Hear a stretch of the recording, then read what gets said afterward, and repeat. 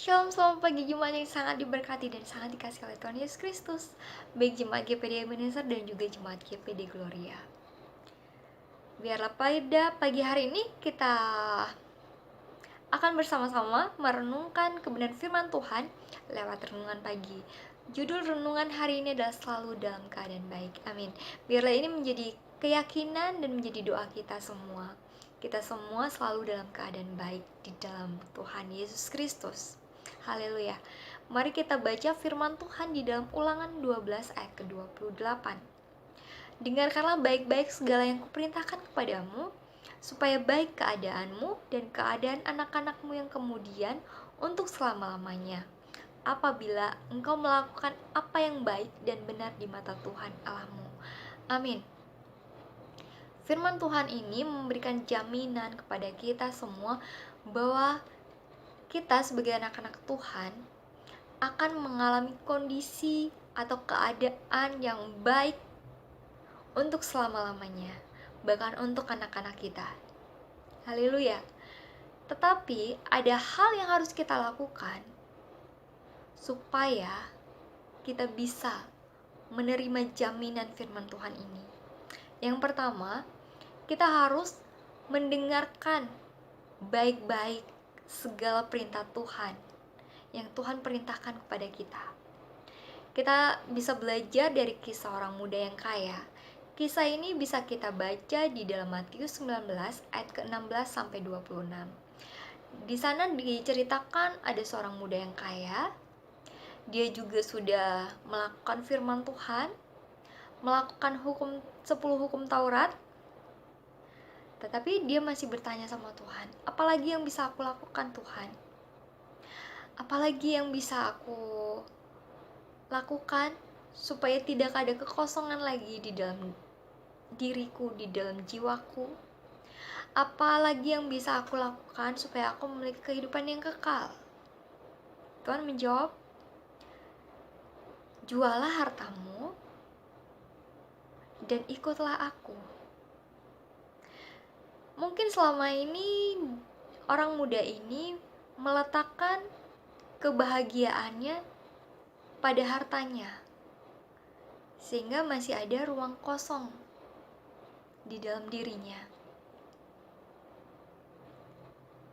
Saat Tuhan menyuruh dia untuk menjual hartanya, dia merasa sedih karena hartanya terlalu banyak. Dia merasa sedih karena dia harus meninggalkan sumber kebahagiaannya.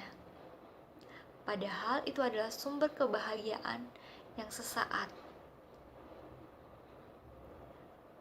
Tuhan tidak menentang anak-anaknya untuk menjadi kaya dan berhasil, tapi Tuhan menentang orang-orang yang meletakkan iman dan kebahagiaannya kepada hal yang bersifat sementara. Apakah kita mau menjadi orang muda ini? Secara materi dia diberkati, tetapi dia masih merasa kosong di dalam dirinya. Dia bahagia, dia meletakkan kebahagiaannya di dalam hal yang sesaat, dan ketika Tuhan meminta dia untuk meninggalkannya, dia merasa sedih.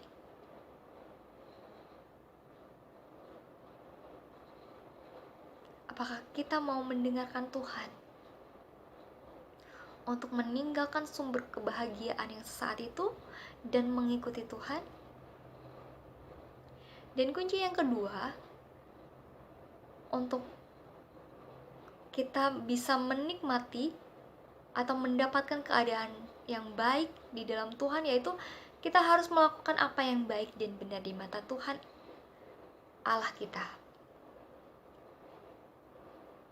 Mari kita belajar untuk mengikuti perintah Tuhan, yaitu meletakkan sumber kebahagiaan kita kepada Tuhan, bukan kepada hal-hal yang bersifat sementara. Kita mau sama-sama belajar untuk meletakkan iman kita, pengharapan kita, kebahagiaan kita kepada sumber kebahagiaan sejati, yaitu Yesus Kristus. Tuhan akan menjamin kehidupan kita saat kita mau dengar-dengaran, saat kita mau melakukan yang baik dan benar di mata Tuhan. Tuhan akan menjamin bahwa kehidupan kita adalah kehidupan yang diberkati, bahwa keadaan kita akan selalu baik-baik saja, karena Tuhan adalah sumber dari segala yang kita butuhkan. Mari kita baca firman Tuhan di dalam Yesaya 49 ayat ke-10. Kita akan baca bersama-sama. Yesaya 49 ayat ke-10. Mereka tidak menjadi lapar atau haus. Angin hangat dan terik matahari tidak akan menimpa mereka, sebab penyayang mereka akan memimpin mereka dan akan menuntun mereka ke dekat sumber-sumber air.